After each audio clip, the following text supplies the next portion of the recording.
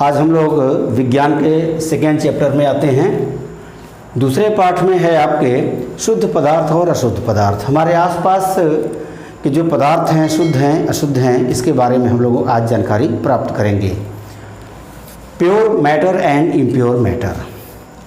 साधारण रूप से हर व्यक्ति यही देखता है कि ये दिया गया ये पदार्थ शुद्ध है कि अशुद्ध है।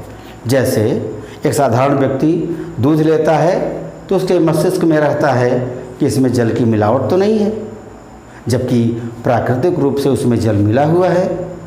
अगर वैज्ञानिक दृष्टिकोण से देखोगे तो वो शुद्ध नहीं है, एक मिश्रण है, क्योंकि इसमें विभिन्न प्रकार के पदार्थ मिले हुए हैं। प्रोटीन है केसीन के रूप में, वसा है फैट, इसके साथ साथ उसमें कार्बोहाइड्रेट है लैक्टोज के रूप में, जल मिला हुआ है और बहुत से मिनरल मिले हुए हैं।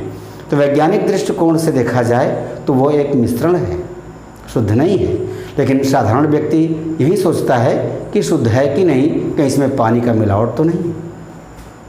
देसी घी लेता है तो सोचता है कि इसमें डालडा की मिलावट तो नहीं, लेकिन देसी घी स्वयं एक मिश्रण है वैज्ञानिक दृष्टिकोण से। तो आज हम इसके बारे में जानकारी लेंगे, एक वैज्ञानिक दृष्टिकोण से अध्ययन करेंगे कि बच्चों कि ये द्रव्य कितने प्रकार के होते हैं। तो द्रव्य के बारे में आपको जानकारी हो चुकी है, द्रव्य क्या है इसके बारे में आप जान चुके हैं। आज हम जानेंगे ये द्रव्य या मैटर कितने प्रकार के हैं। तो द्रव्य दो प्रकार के हैं। नंबर एक है शुद्ध पदार्थ और दूसरा है अशुद्ध पदार्थ।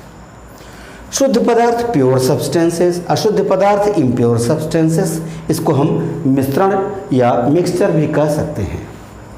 शुद्ध पदार्थ जो प्योर के डेफिनेशन कैसे देंगे हम, देखिए वैज्ञानिक दृष्टिकोण से हम शुद्ध पदार्थ तब कहेंगे जब एक ही प्रकार के तत्वों से मिलकर के बना हुआ है, समान प्रकार के परमाणुओं से मिलकर जो बना होगा वही शुद्ध पदार्थ कहलाता है, जैसे वो एलिमेंट्स होते हैं। तो पदार्थ में मौजूद सभी कण यदि समान रासायनिक प्रकृति के होते हैं तो हम उसको कहते हैं शुद्ध है। जो एक वैज्ञानिक दृष्टिकोण की बात है। और शुद्ध पदार्थ दो प्रकार के हैं, तत्व के रूप में होंगे या तो यौगिक के रूप में होंगे। तत्व आप जानते हैं, आवर्त सारणी भी पढ़ेंगे आगे चल करके।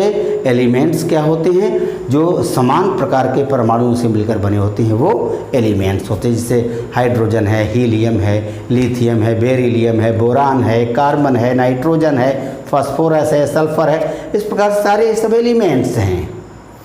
और यौगिक क्या है, कंपाउंड जो दो या अधिक प्रकार के तत्वों से मिलकर बने हैं उसको हम यौगिक कहते हैं। जैसे हम जल की बात करें तो H2O ये कंपाउंड है, क्योंकि इसमें हाइड्रोजन और ऑक्सीजन ये दो एलिमेंट मिले हुए हैं। हाइड्रोजन के दो और ऑक्सीजन के एक एटम्स हैं, इसलिए एक प्रकार का कंपाउंड है। इसी प्रकार से कार्बन डाइऑक्साइड CO2 भी क्या है, एक प्रकार का यौगिक है, कंपाउंड है। इसमें दो एलिमेंट हैं, कार्बन और ऑक्सीजन।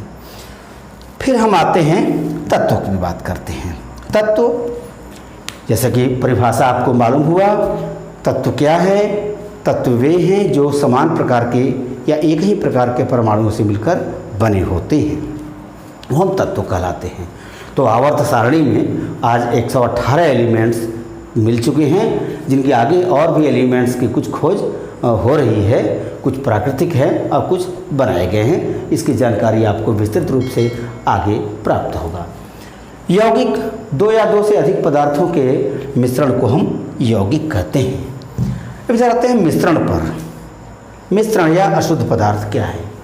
देखिए, जब दो यौगिक मिले जिसका कोई निश्चित अनुपात न हो, तो या दो से अधिक पदार्थ जब किसी बिना निश्चित अनुपात के मिलते हैं तो क्या बनता है, अशुद्ध पदार्थ या मिश्रण कहलाता है। यह मिश्रण भी दो प्रकार के होते हैं, एक समांगी और विसमांगी, होमोजेनियस और हेट्रोजीनियस।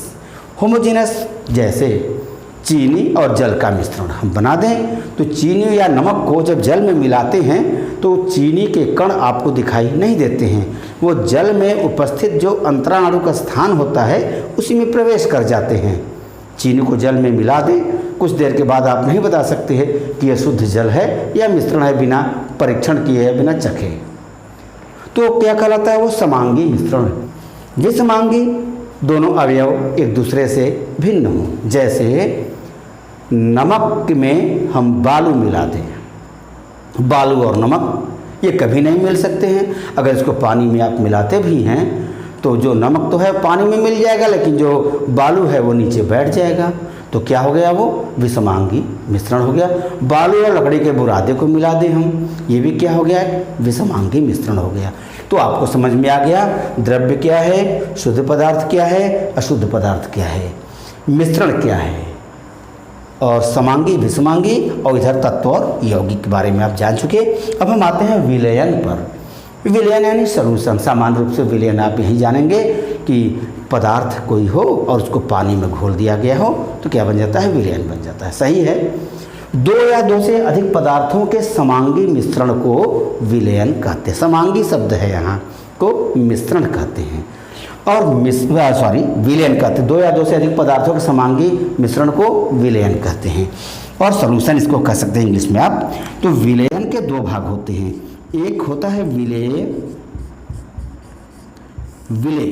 और दूसरा होता है विलायक। विलेय और विलायक, विलयन के दो भाग हैं, विलेय और विलायक। विलेय को कहते हैं सॉल्यूट और विलायक को कहते हैं सॉल्वेंट। जिसकी मात्रा कम होगी विलयन में, जो पदार्थ कम मात्रा में होगा वो क्या कहलाता है, विलेय, और जो अधिक मात्रा में होता है वो क्या कहलाता है, विलायक। तो परिभाषा कैसे बना, दो या दो से अधिक पदार्थों के समांगी मिश्रण को विलयन कहते हैं। विलयन के दो अवयव होते हैं, जो कम मात्रा में होता है उसे विलेय, जो अधिक मात्रा में होता है उसे विलायक कहते हैं।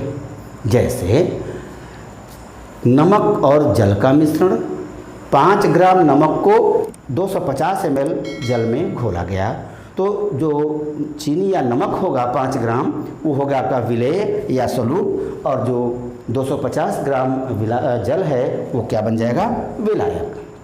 क्लियर। अब विलयन भी दो प्रकार के होते हैं, समांगी विलयन और विषमांगी विलयन, और विलयन के प्रकार अब हम देखेंगे।